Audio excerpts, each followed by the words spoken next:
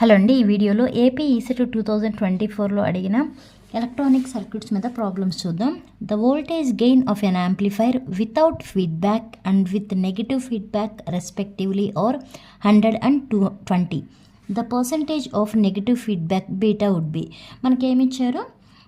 Feedback ఇచ్చారు, without feedback ఇచ్చారు, with feedback ఇచ్చారు. ఆ రెండు ఇచ్చి ఏం ఫైండ్ అవుట్ చేయాలి అంటే బీటా ఫైండ్ అవుట్ చేయాలి. ఓకే, మనకి the relation between open loop gain and closed loop gain ఒక రిలేషన్ ఉంది కదండి. ఏంటి ఆ relation? ACL equal to AOL by 1 + AOL into beta. ఇది రిలేషన్ ఓపెన్ లూప్ గెయిన్కి అలానే క్లోజ్డ్ లూప్ గెయిన్కి. ఓకే, దీన్ని బట్టి ఇక్కడ ఏసీఎల్ అంటే క్లోజ్డ్, సి అంటే క్లోజ్డ్, ఎల్ అంటే లూప్, ఏ అంటే gain. Okay, closed loop gain, open loop gain. Okay, but ఇక్కడ మనకి చూసుకుంటే ప్రాబ్లంలో ఏది ఓపెన్ లూప్ ఏది క్లోజ్ లూప్ ఎలా అర్థమవుతుంది? ఇక్కడ చూడండి, అన్ యాంప్లిఫైర్ వితౌట్ ఫీడ్బ్యాక్. ఫీడ్బ్యాక్ అంటే ఇన్ కేస్ ఇక్కడ ఒక ఆప్ యాంప్ తీసుకున్నామండి. ఆప్ యాంప్ ఫీడ్బ్యాక్ అంటే ఏంటి? ఇటు నుంచి ఇలా వస్తే ఫీడ్బ్యాక్ ఉన్నట్టు, అంటే ఇది ఒక క్లోజ్డ్ లూప్ సర్క్యూట్. అదే వితౌట్ ఫీడ్బ్యాక్ అంటే ఓపెన్ లూప్, అంటే ఇటు నుంచి ఇటు ఏమీ ఉండదు, ఇక్కడ ఒక క్లోజ్డ్ సర్క్యూట్ లాగా ఉండదు, దట్ ఓపెన్ లూప్ అవుతుంది. ఇక్కడ without feedback and with negative feedback. Without అంటున్నాం కాబట్టి అది ఏమవుతుంది? ఓపెన్ లూప్ అవుతుంది. అంటే ఫస్ట్ది ఏమవుతుంది? ఓపెన్ లూప్ అవుతుంది, అంటే ఏఓఎల్ అనేది 100 అవుతుంది. నెక్స్ట్ విత్ నెగిటివ్ ఫీడ్బ్యాక్, అంటే ఫీడ్బ్యాక్ ఉంది కదా, అదేమవుతుంది? క్లోజ్డ్ లూప్ అవుతుంది, అంటే ఏసీఎల్ అవుతుంది. ఏసీఎల్ ఎంత అవుతుందండి? 20 అవుతుంది. ఇప్పుడు ఆ రెండు తెలిసినాయి కదా, ఇప్పుడు ఈ రెండింటిని ఇక్కడ సబ్స్టిట్యూట్ చేసి బీటా వాల్యూ ఫైండ్ అవుట్ చేయండి. ఏసీఎల్ ఎంత అని చెప్పాము? 20 అని చెప్పాము కదా. 20 ఈక్వల్ టు ఏఓఎల్ ఎంత అండి? 100 కదా. 100 by 1 + 100 into beta. Okay, first cross multiply చేయండి, అంటే ఇది ఇటు పంపించేయండి. అప్పుడు ఏమవుతుంది? 1 + 100 ఇంటూ బీటా ఈక్వల్ టు 100/20 అవుతుంది. ఎన్నిసార్లు క్యాన్సిల్ అవుతుందండి? 5 టైమ్స్ క్యాన్సిల్ అవుతుంది కదా. నెక్స్ట్ ఏం రాయొచ్చు? 1 + 100 ఇంటూ బీటా ఈక్వల్ టు ఎన్నిసార్లు అని చెప్పాము? 5 టైమ్స్ అని చెప్పాము కదా. ఈ 100 ఇంటూ బీటాని ఇటు ఉంచేసి ఈ 1ని ఇటు పంపించండి. అప్పుడు ఏమవుతుంది? -1 అవుతుంది కదా, అంటే 5 - 1 అవుతుంది. 5 - 1 అంటే 4 కదా. ఓకే, ఇప్పుడు 100 ఇంటూ బీటా ఈక్వల్ టు 4 వచ్చింది. మనకు కావాల్సింది బీటా కదా. బీటా ఈక్వల్ టు 4, ఇక్కడ ఇంటూ ఉంది కాబట్టి ఈక్వల్ కట్ వెళ్తే ఏమవుతుంది అంటే బై అవుతుంది. 4/100 అంటే ఎంత అండి? 0.04 కదా. ఇంటూ 100 చేయండి. ఇంటూ 100 చేస్తే ఎంత అవుతుంది?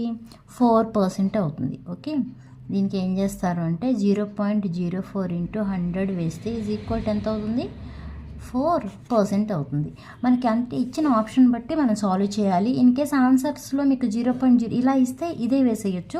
బట్ ఆన్సర్ మనకి ఎలా ఇచ్చారు? పర్సెంటేజ్లో ఇచ్చారు. అప్పుడు వచ్చిన వాల్యూని ఇలా 100తో మల్టిప్లై చేస్తే పర్సెంటేజ్ వస్తుందండి. ఎంత పర్సెంటేజ్ వచ్చింది? 4% వచ్చింది మనకి. ఆ ఆప్షన్స్లో అది ఉందో లేదో ఒకసారి చెక్ చేసుకోండి.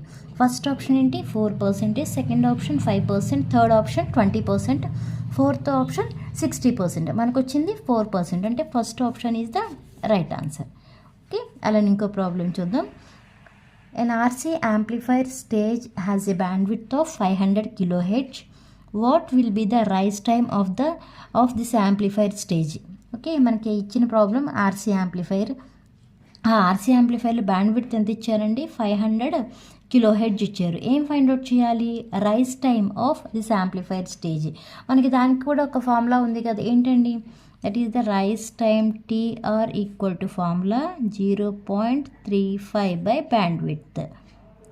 ఓకే, మనకి రైస్ 0.35 బై మనకి బ్యాండ్విడ్త్ ఎంతో తెలుసు. ఎంతండి బ్యాండ్విడ్త్? 500 kHz.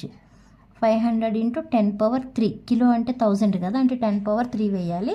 డైరెక్ట్గా ఏం లేదు, ఈ 0.35 డివైడెడ్ బై ఇది వేస్తే మీకు ఎంత వస్తుందంటే ఆన్సర్ 0.7 ఇంటూ 10⁻⁻6 వచ్చింది. ఓకే, అంటే ఎంత అండి? -6 అంటే మైక్రో సెకండ్స్ కదా. 0.7 10⁻⁻6 అంటే micro.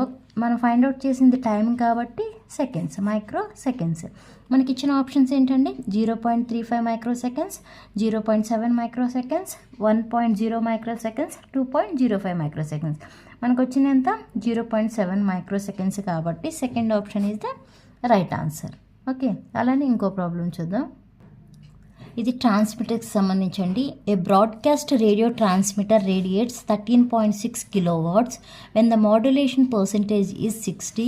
Then find the carrier power. మనకి ఏమేమి ఇచ్చారు? ఓకే, రేడియేటెడ్ పవర్ ఇచ్చారు, అంటే ట్రాన్స్మిటెడ్ పవర్ అంతా అండి 13.6 కిలోవాట్స్ ఇచ్చారు. నెక్స్ట్ మాడ్యులేషన్ పర్సెంటేజ్ ఇచ్చారు, 60 ఇచ్చారు. మనం ఏం ఫైండ్ అవుట్ చేయాలి అంట? క్యారియర్ పవర్ ఫైండ్ అవుట్ చేయాలి. దానికి ఫార్ములా ఏంటండి?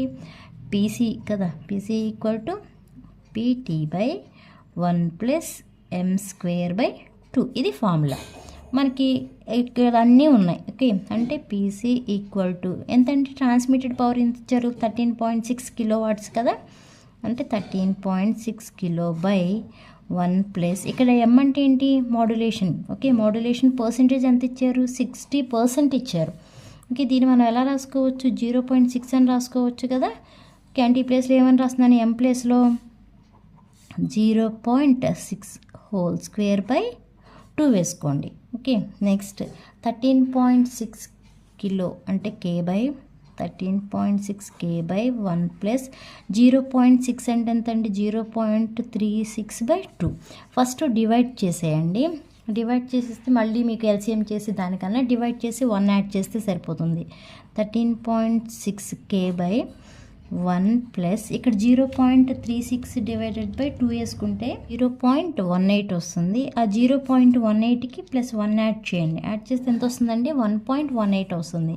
అంటే 13.6 కే బై 1.18. ఇప్పుడు డివైడ్ చేసేయండి. 13.6 డివైడెడ్ బై 1.18 వేస్తే ఎంత వచ్చిందండి మీకు? 11.5 కిలో వాట్స్ వస్తుందండి. ఓకే, 11.5 కిలో వాట్స్ మీకు వచ్చిన ఆన్సర్ 11 కిలో వాట్స్. బట్ మనకు ఆన్సర్స్ ఒకసారి చెక్ చేసుకోండి.